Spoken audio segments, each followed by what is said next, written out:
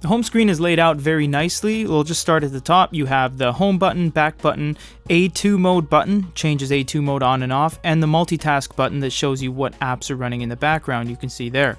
You do have the ability to tap the top corner, shows you the battery life, Bluetooth, Wi-Fi, the light on or off, and the volume. We'll go over that a little bit later. You do have some quotes here. You can't really delete the quote widget, so to speak. This and the graph widget are there to stay. These all change live, so the more things that you use, like the Amazon Kindle app, it will show up there, as well as the recently read and recently added books down below. You do have 4 tabs. You have books, notes, and the most important thing, apps, and that we'll get into a little bit later. You have multiple ways to change the page. You can swipe, you can tap, you can use the stylus, or you can use the physical page turn buttons down beneath here.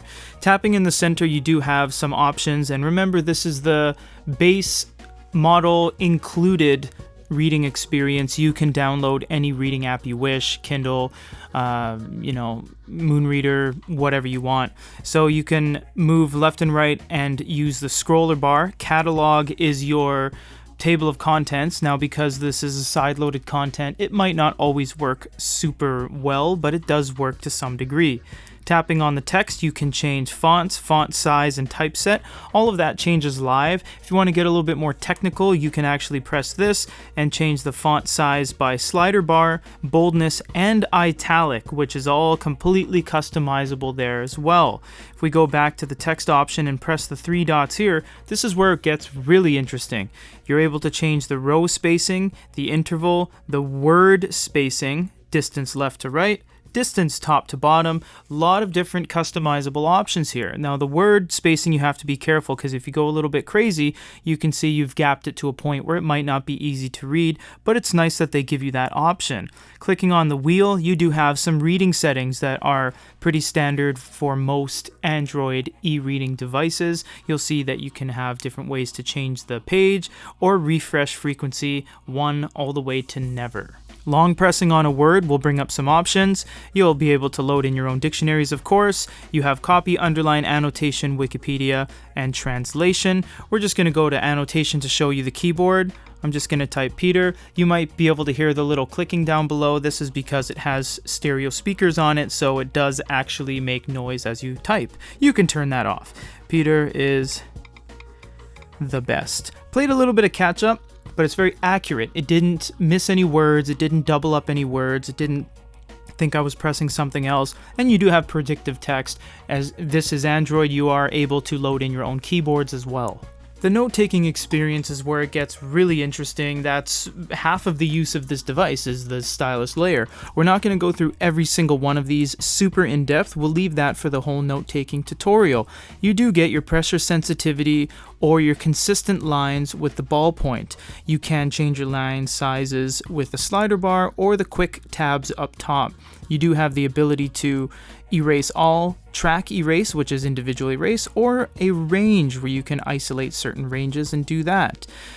This is very nice. You can actually isolate objects and then move them around as movable objects in and of itself. You can even expand them. Don't expand them too much, because then the resolution expands to greater than what the original was, and it gets a little blurry, but it is cool to have that feature. You can press the refresh button at any time if it's getting a little too stained on the screen, or you can press the back button to revert back. Press the refresh and the staining is gone.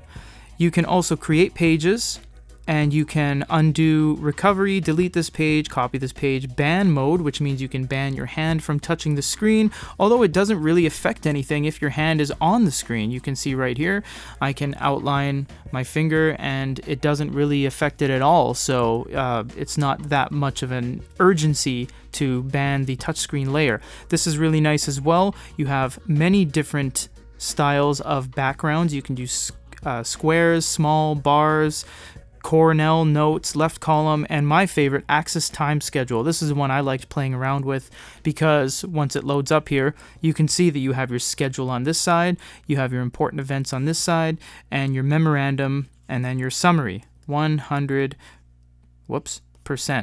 And we'll just do a little bit of writing here to wrap up this particular section, and we'll go, Peter is using the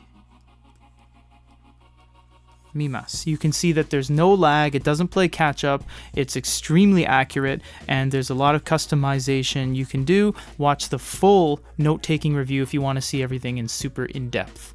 The beauty about PDFs is that in the sense of making notes, you can actually just make notes immediately. You can see I'm on the white pen and I can go ahead and start scribbling. You don't need to turn anything on or, go to any settings. It's just ready to write. And it does actually start on the black pen. I just turned it to the white one for fun. It does still have the pressure sensitivity, as you can see right there. I can press really hard for a nice bleed. And you do have all the erasing functions as well. You can do erase all or stroke erasure, which basically means stroke by stroke.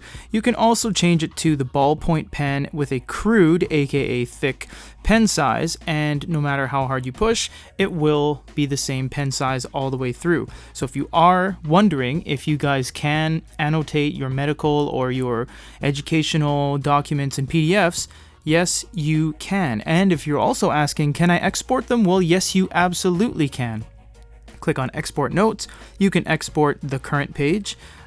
You can export all pages. You can send it to the local PDF basically means the local storage, or you can change it to sending it to Evernote and it will upload to Evernote. The browser is very nice as well. You can see it reverts to the mobile version, which is totally cool because that helps out with e-ink devices like this.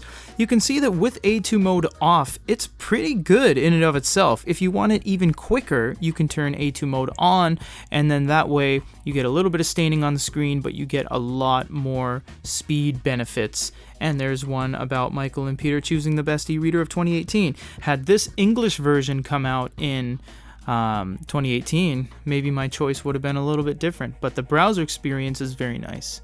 Although this will have Google Play in a future update, right now their App Store is really the only way to get apps straight out of the box. And you will see that there's only 11, and that's the entire store. If you swipe to the bottom, it simply says no more. We would actually recommend going to the Goody Reader App Store to get all of your applications. The Goody Reader App Store has over 55,000 applications, a little bit more than the 11 included on the device. You can download this for free. You don't need to sign up or anything, although if you do sign into our Goody Reader App Store, you can keep your apps on any platform you use, whether it's a tablet, phone, or another e-reading device. All you have to do is click download and the app starts downloading. You'll see that we have some reviews, description, screenshots, and it is absolutely 100% free to use. If you think of manga, a standard page of manga, being the size of a 6-inch e-reader, you'll see that this is more than enough to just read as is. I would actually not recommend pinching and zooming, because when you do, you're actually blowing up the resolution too much and you end up getting some softer lines and a little bit of a diluted picture.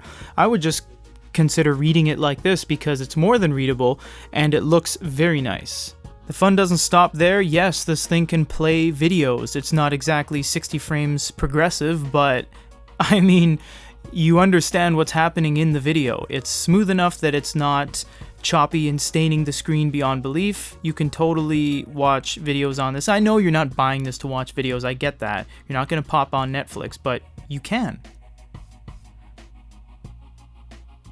Stereo speakers and onboard sound means yes, well, it can play music. Here's a public domain music track.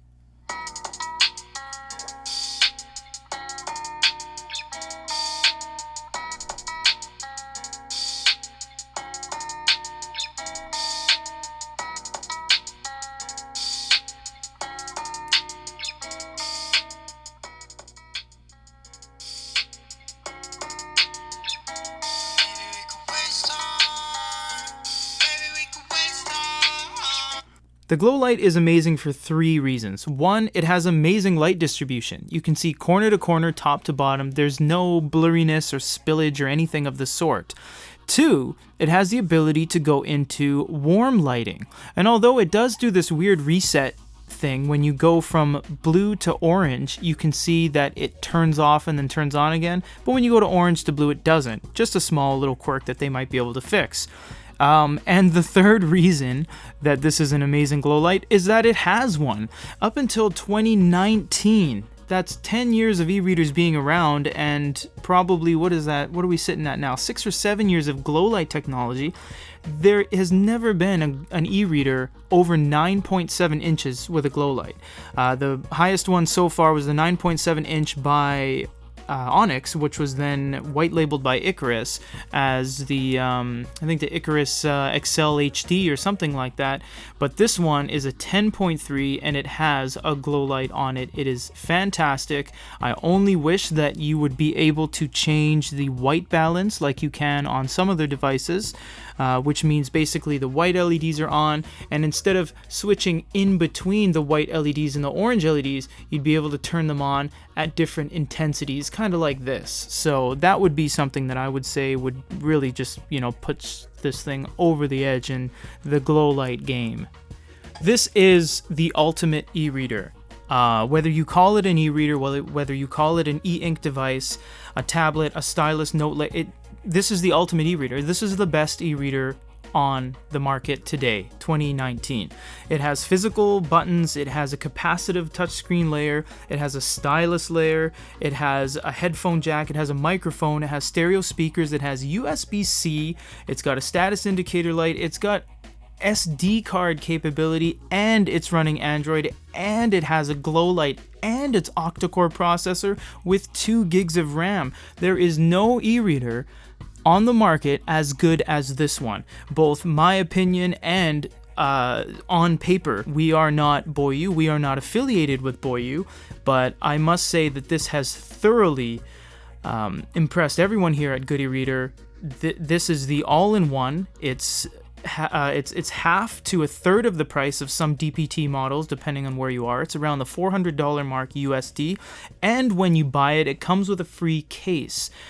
In every way, shape, or form, this thing is the greatest e-reader of 2019 and so far in the history of e-readers. There hasn't ever been something that does as much as this thing does, and it is available for purchase on goodereader.com. So if you guys had any other questions, comments, or concerns about this behemoth, let us know. And for goodereader.com, this is Peter.